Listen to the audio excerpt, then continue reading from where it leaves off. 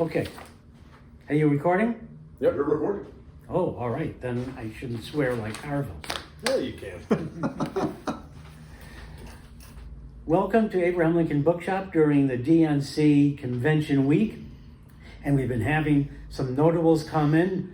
No more than John Avlon, who is running what district in New York? New York's first Congressional District, Eastern Long Island. All right. It's a swing district, and we think that John might just take it. Yeah, I'm so happy for you.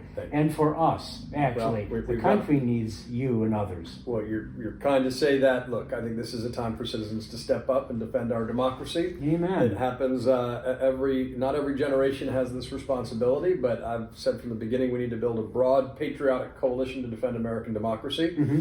And I love being a journalist and author, but I thought this was a time to step up, roll up our sleeves, and get in the arena and try to build a better country. Well, that we need. We do. Not that we're not a bad country. We're now. a great country. Exactly. Let's keep it that way. You know, the other side keeps saying running us down. Look, there's so many ironies about American political history, and one of which I tried to address in the introduction of my book, Lincoln: The Fight for Peace, is that the historic nature and character of parties change over time. And in Lincoln's time, of course, Republicans were the moderate progressive party. They were a big tent party devoted to stopping at least the spread of slavery. And the Democrats at the time were conservative populists. Yes. They wanted to conserve they were more rural and agrarian, but they wanted to conserve the Constitution as it was with regard to slavery. And the Whigs had fractured because they didn't take a clear stand. But if you look at that moderate progressive tradition of Lincoln's own, I call him a soulful centrist. It's true. It is true. And I believe he was motivated by the politics of the Golden Rule, which is something we could use a lot more. But I do think that in today's Democratic Party represents the values of Lincoln more faithfully than the Republican Party of Donald Trump. Well, he would be at the DNC this time, like Kinzinger is going to be tonight, and others. Illinois' own. And speak over here. Republicans for democracy, really. Well, since you brought up the past, is there any particular Lincoln speech or writing that has impacted you that maybe you're even using in your politics today? Well, I mean, obviously, I had the privilege of spending 4 years researching and writing my Lincoln book, so which is a joy. You get to live with a truly good man. And I've always believed that the key to Lincoln's greatness is his goodness. And those are two qualities that don't always walk side by side. For me, I often speak when I'm talking to folks on the campaign trail about how Lincoln reminded us that kindness can be consistent with effective leadership. Mm-hmm. So it's the qualities of his leadership. It's the qualities of his wisdom. Obviously the Gettysburg Address is I think it's a perfect American poem. The last paragraph of the second inaugural, the whole speech. But that's really the driving force behind my book. It's a roadmap to reconciliation. It's a New Testament leadership. The Lyceum speech has come up a lot in recent years. Yes, it has. As well it should. And, I was driving by, there's a gun range, and I enjoy shooting clays out near where we live, near It's in Flanders. And they had a big Donald Trump sign at one point quoting the Lyceum speech. And I wanted to pull over to the side of the road and get a picture of it, but they switched it out the next time I drove by. And it was, of course, the famous line that, as a nation of free men, we must live for all time or die by suicide. And I understand the resonance of it, but as is often the case, they're fundamentally misunderstanding the intent and the content as it applies to the stakes of this election. We do need to preserve and defend American democracy and the peaceful transfer of power and the belief in government of and for and by the people, which is Lincoln's still, I think, most concise and inspirational definition of what a democracy is and should be. Well, thinking about Lincoln's time, of course, it led to Civil War as well. But, Samuel Clemens famously said that history rhymes. History doesn't repeat, but sometimes it rhymes. That's right. So what do you think? Does it repeat? Does it rhyme? What's your thought? So I like the rhyme distinction by Twain, by Clemens. It's often attributed to him. Because I think it makes a good case for why we need to study history and why I've been very focused on politically how we rebuild the middle of our politics, rebuild the middle of our economy, but how we strengthen American democracy for the 21st century. There are legislation we can pass on voting. There are incentive structures we can adjust. There are things we need to defend against, like combating digital disinformation. But I think civic education is core to all of this. I think that's where we've fallen off. I think the United States is uniquely dependent upon unifying stories, right? Because we're the first nation in the history of the world united around an idea rather than a tribal identity. So we really do, first of all, tribal politics is uniquely destructive to the United States. And in fact, the eruptions around the Civil War are a reflection of that, dangers of that kind of politics and the sort of cycle that we're in danger of slipping into. But I think that's why we need to study history. We need to learn about the past so we can apply those lessons to the present, so they can guide us in the future, and so we can listen for the arguments in the past that have been misused and used to divide people rather than unite. Whenever we have tribal appeals, we have blood and soil appeals, they don't reflect our best, our better angels, to quote Lincoln, right? I think that when we are too focused on, when we blur American patriotism with nationalism, that's always a great danger. When we apply sort of, selective situational ethics, or try to reinterpret founding documents to benefit ourselves rather than to apply equally to all people.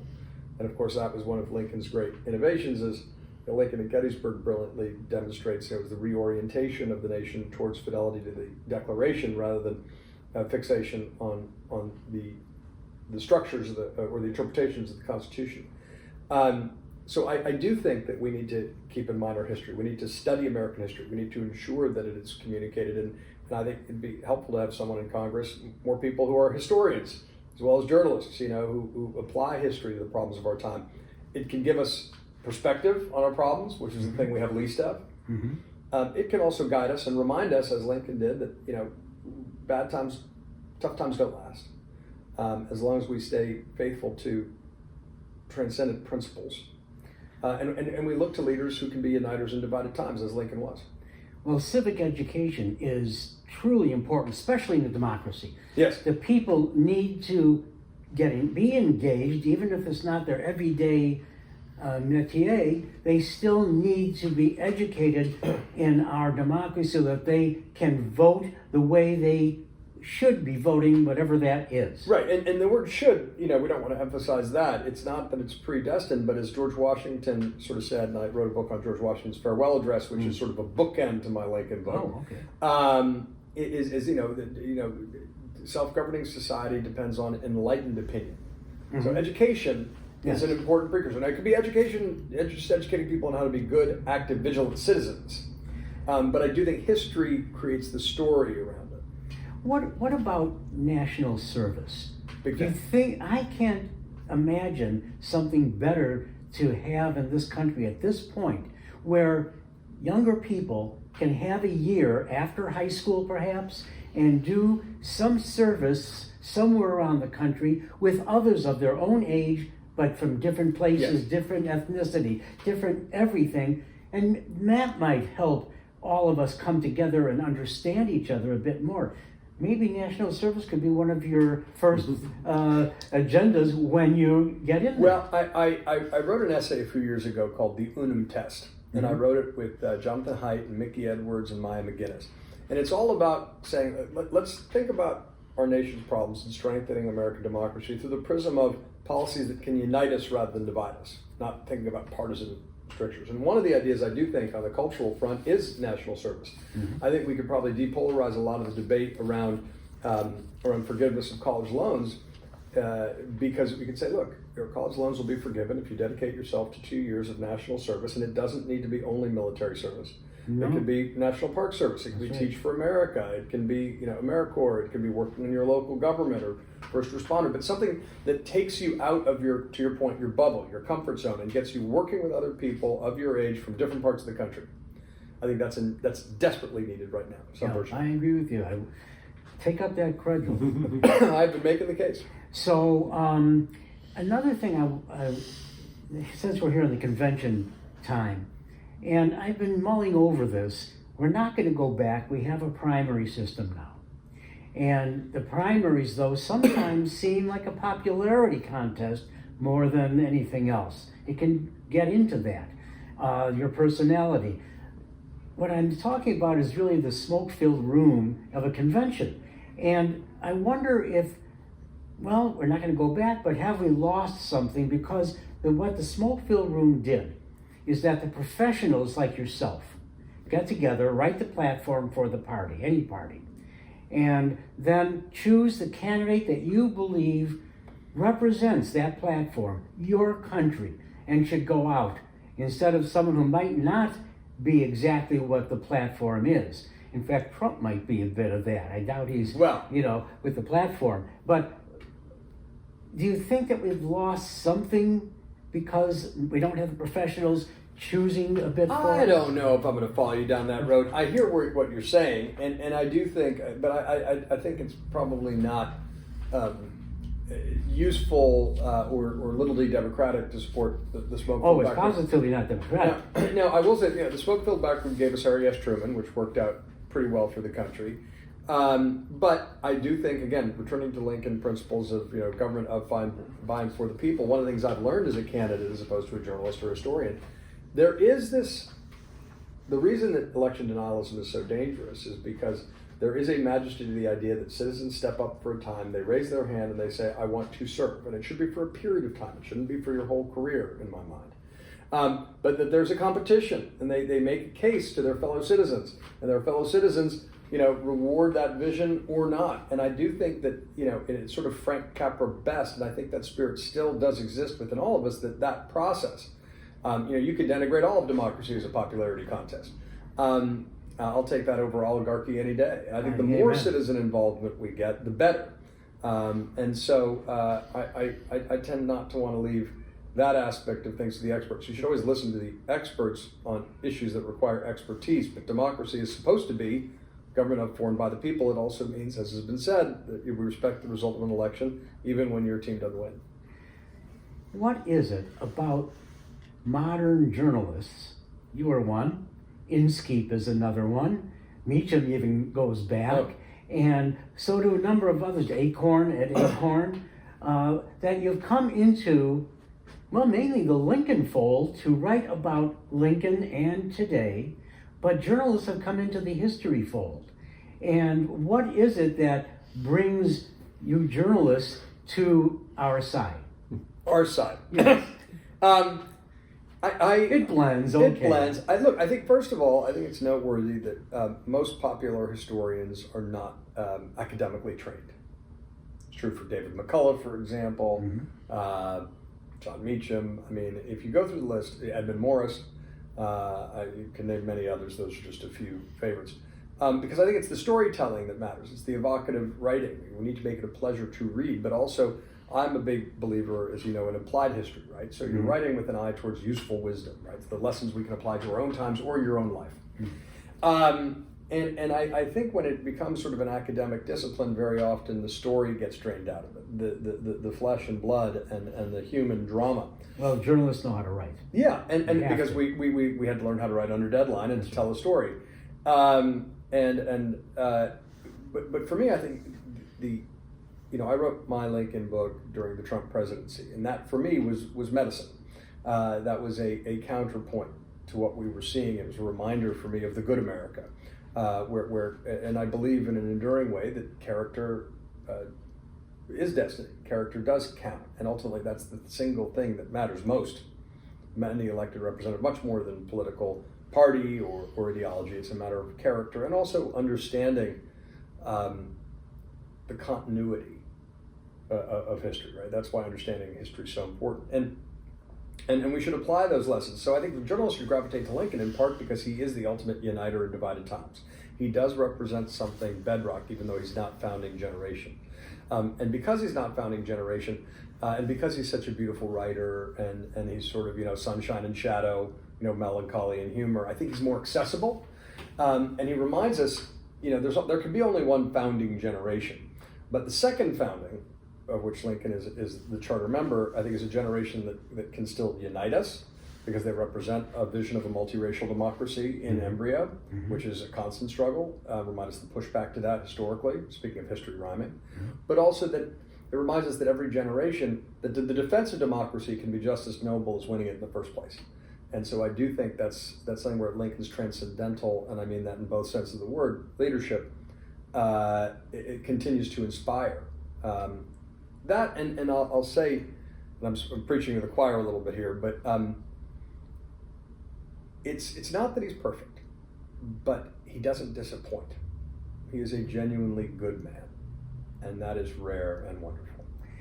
I always tried, I have for the numbers of years, tried to find his weak points, things that are not Lincoln-esque as we believe today. To me, that makes him a greater human being. Sure. He was a human, failing as many of us do in many things, but then our actions can bring us above ourselves. Well, that's right. And that's what he did. Well, that's right. You know, in fact, I almost don't care, whether he thought slavery was good or bad. He did something about it. Yeah, and perfect's never on the menu, and it's always a mistake to project our values on the past and expect people to correspond or to cast them out, right? And or to isolate, a speech in Cairo, Illinois, and say therefore everything he did is somehow questionable, and that's a failure of teaching. I think, because it's a failure of perspective where you're looking for the larger lesson, the continuity, not just the exception. But look, he had a very difficult marriage, for example. That can make him more relatable. I think the way he used humor as medicine, it did not always strike his contemporaries as appropriate, probably somewhat unusual, but for him it was medicine. Watching the convention, DNC, right, this week, something struck me, and that is, first of all, the genius of bringing in Republicans, whether they're now independent or ex-Republicans that cannot stay with that party, and have them come into our convention and speak about how they feel right now, even though they're in alien territory to them. Well, it is. Sure. They never thought they'd ever be here. Yeah. But you know what? I think there's an opportunity. I look at them, Kinzinger, for instance, to bring them into the party. Maybe they're on the conservative end of it. I don't mind that. So maybe there's an opportunity to bring some of them, some of their good minds, to us. Yes, but I would actually, the reason I'm pushing back is that I don't think it's actually about the party, it's about the country.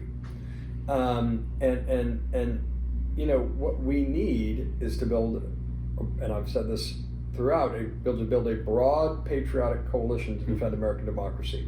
What Kinzinger says is that includes everyone from what's left of the sane right to the center to the left. And you don't have to, as Jefferson said in his inaugural, every difference of opinion is not a difference of principle. Yes. And so for me, it's not necessarily about drafting them all into the Democratic Party. It's the recognition that we need to form a broad bipartisan coalition to defend democracy, and that is a patriotic act. That is putting country above party. That is as it should be. It's not what we're engaged in this election. It seems to me is not a victory of party. What we're engaged is something more fundamental. It's a defense of democracy as we've known it, so we can return and recenter ourselves. I agree, but I guess why I bring that up the way I did is that right now, this is the party that's doing that. Correct. 100%. And we don't have anywhere else to go. We have to have another Republican Party come back to us. We need it. We can't, otherwise Democrats are going to be the fascists of the day. Well, we need a functioning two-party system, and maybe we're entering a period, as Lincoln emerged out of, where political coalitions get scrambled. But you're absolutely right, and it's why I have never been a party. I'm not a party. I'm a country over party person. I was a Democrat. I was an independent. I re-registered as a Democrat and decided to leave journalism to run for office as a Democrat because I think there is one party that believes in bipartisanship, has the record to show it. That's building a Big Tent and trying to defend these principles that are a lot deeper and bigger than a party platform. And I think you saw that from the speeches of Barack Obama and Michelle Obama last night. That they are making the case repeatedly. That democracy depends on an assumption of goodwill among fellow citizens, that we need to give grace to get grace, that we need to focus on reuniting our nation, that we want to be hopeful and aspirational in that effort. And that might sound sort of Frank Capra, naive to some folks, but actually a functioning democracy depends on it. What's dangerous is when we fall into this bitter, blood and soil tribalism that sees that announces a desire to do extra constitutional things in an attempt to achieve power and to, move our nation back to something as they see it. That, again, any study of history would say it's dangerous, and it's worth remembering that the founders studied the fall of ancient Greek and Roman republics and tried to design a system that wouldn't fall prey to those particular problems. That said, they also recognized, as Lincoln did, that human nature does not change. One of my favorite Lincoln quotes that is not often quoted, but I love it. It's from the victory speech the night after the 1864 war. I use it as the epigraph of my book. Human nature will not change in any future great national trial. Compared with the men of this, we shall have as weak and as strong, as silly and as wise. I love silly. As bad and as good. Let us therefore study the incidents of this as philosophy to learn wisdom from, and none of them as wrongs to be revenged. That to me is one of his most beautiful paragraphs. And what's amazing is he's thinking about the present moment in his life with a sense of historic perspective. But it also directly applies to why we study history. And incidents to study, to learn wisdom from, not wrongs to be revenged, to stop that cycle of violence and resentment. And that, human nature tends to not change. I appreciate, John, your being here, coming into my great pleasure. I love Lincoln, the Abraham Lincoln Bookstore. Thank you for that, and good luck on your quest. We hope to see you as representative next time. Thank you. God the voters willing, but I think we could use more Lincoln fans and historians in Congress. But just don't vote for Lincoln. Vote for the choice that you have today. Don't write in Lincoln, not yet. Not now. Exactly. Thank you very much. Pleasure. Thank you for being with us.